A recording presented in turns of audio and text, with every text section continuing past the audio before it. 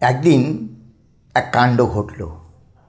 দেবেন মজুমদার ঠাকুরকে পরীক্ষা করলেন। একদিন যখন ঘরে কেউ ছিল না, তখন ঠাকুরের বিছানার নিচে টুক করে একটি রূপোর দুয়ানি রেখে দিলেন। কিছুক্ষণ পর ঠাকুর ফিরে এসে বিছানায় বসতে যেতেই তড়াক করে লাফিয়ে উঠলেন। আবার বসতে গেলেন, এবারও বসতে পারলেন না, উঠে দাঁড়ালেন। দেবেন মজুমদারই শুধু ওখানে ছিলেন। তাকেই ঠাকুর জিজ্ঞেস করলেন ব্যাপারটা। দেবেন মজুমদার মুখ নিচু করে স্বীকার করল তার নিজের অপরাধ, খুলে বলল প্রকৃত রহস্য। ঠাকুর কিন্তু রাগ করলেন না, বললেন, আমার পরীক্ষা করে দেখছো, তা বেশ বেশ। যে কোনো জিনিস নেয়ার আগে পরীক্ষা করে নেওয়াই ভালো, এতে অন্যায় নেই।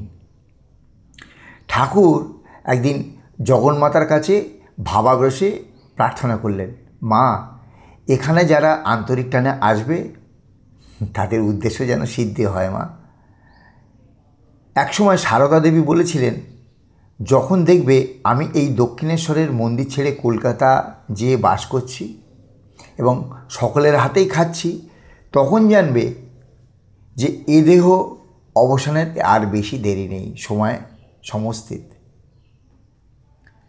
তিনি ভক্তদের বলেছিলেন, দেশের বহু লোক যখন আমাকে ঈশ্বর জ্ঞানে ভক্তি করবে তখন আর আমাকে পাবে না। 1885 সালে এপ্রিলের শেষে ঠাকুরের কণ্ঠে রোগের সূত্রপাত হলো, দুরারোগ্য রোগ। মহা চিন্তায় পড়লেন শ্রীমা। কণ্ঠরোগ হবার পর হতে এই লক্ষণগুলি ঠাকুরের মধ্যে লক্ষ্য করতে লাগলেন শ্রীমা। কলকাতায় নানা জায়গায় নিমন্ত্রণ খেতে গেলেন। যে কোনো ভক্ত তাকে নিমন্ত্রণ করলেই তার বাড়ি যেতে লাগলেন। কাউকে ব্যর্থ হয়ে ফিরে যেতে হতো না।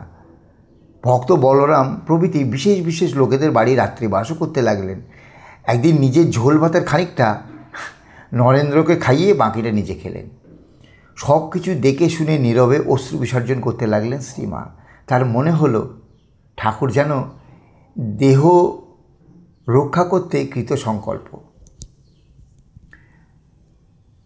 24 এপ্রিল 1885 খ্রিস্টাব্দে বলরামের বৈঠকখানায় ঠাকুর বলছেন, কে জানে বাবু, আমার গলায় বিচি হয়েছে। শেষ রাত্রে বড় কষ্ট হয়। কিসে ভালো হয় বাবু? অসুখ ক্রমে বেড়ে চলেছে।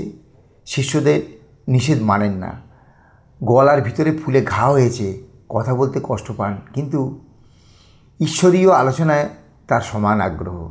ভক্তরা এলে অসুখের কথা ভুলে তিনি ভুলে যান। চিকিৎসা ও সেবাদির সুবিধার জন্য কলকাতায় শ্যামাপুকুর স্ট্রিটে একটি ছোট্ট বাড়ি ভাড়া নিল শিষ্যরা।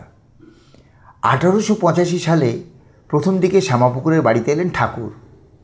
তার চিকিৎসার ভার নিলেন ডাক্তার মহেন্দ্রলাল সরকার। ঠাকুরের সেবার জন্য শ্রীমাও এলেন শ্যামপুকুরের বাড়িতে। খবর প্রচারিত হয়ে পড়ল যে পরমহংস দেব ঠাকুরপুকুরে অবস্থান করছেন। খবর পেয়ে দলে দলে ভক্তরা এসে ঠাকুরের সঙ্গে দেখা করতে লাগলো। ঠাকুরকে বিশ্রাম দেওয়া সম্ভব হলো না এখানে। ডাক্তার ঠাকুরকে এক প্রকার কথা না বলার কড়া নির্দেশ দিলেন। কণ্ঠরোগের পক্ষে কথা বলা একেবারেই নিষেধ। কিন্তু ভক্তরা এসে ভিড় করে দাঁড়ালে তিনি যেন অন্য এক মানুষ। সেবা করার লোকের অভাব নেই। নরেন্দ্রনাথ যুবক ভক্তরা পালা করে সেবা করছেন, কোনো ঔষধেই ফল হচ্ছে না। ডাক্তার মহেন্দ্রলাল সরকার চিন্তায় পড়লেন। তখন তিনি ভক্তদের পরামর্শ দিলেন, কোনো ফাঁকা জায়গায় বায়ু পরিবর্তনের জন্য ঠাকুরকে নিয়ে যাওয়া ভালো। ভক্তরা কাশীপুরের গোপাল ঘোষের বাড়ি ভাড়া করলেন। জায়গাটি শ্যামপুকুরের তুলনায় নির্জন এবং বেশ খোলামেলা। উদ্যান মাটির ভাড়া ঠিক হলো মাসিক 80 টাকা। শ্রীরামকৃষ্ণ তার নরলীলার বাকি 8 মাস এখানেই অতিবাহিত করেন।